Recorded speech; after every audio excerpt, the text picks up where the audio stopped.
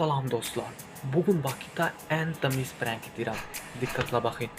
Ham məni xarici zannedi. Düzdür, Pakistanlıyam. İndi Rus və İngilizcə danışıb cümlə istəyəcəm. Və tam cüzlabatı konuda Azərbaycanca danışmağa başlayacağım. Reaksiyaları afsana olacak. Uzun da bilmirəm nə olacaq, nə olmayacaq. Dilin başka, sözün başka. Hay Allah, like. Okay, let's go.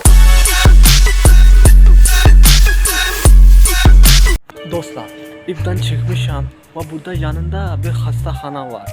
Onun hakkında soruşacağım, bakım ne olacak. Hi bro, do you speak English? No. Привет. Вы говорите по-русски, а?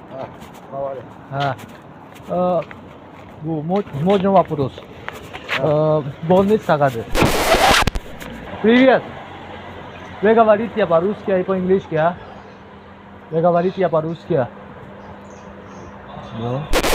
Dostlar, səhərdən yola çıxmışdım. Prank eləməyə və artıq gecə olub. Azərbaycanda cəmaatı yoxlamağa gəlmişdim, amma axırında özüm yoxladım.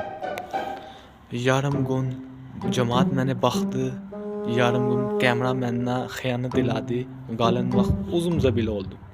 İndi iki variant var, ya da Azərbaycanlı da çox ağıllıdır, ya da mən safam. Neyse, bugün prank mən ida bilmədim, amma həyat mənim üstümdə prank elədi. Sabah yana çıkacağım.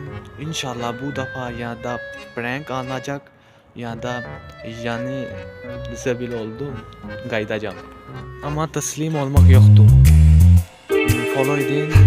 Sabah çok meraklı olacağım.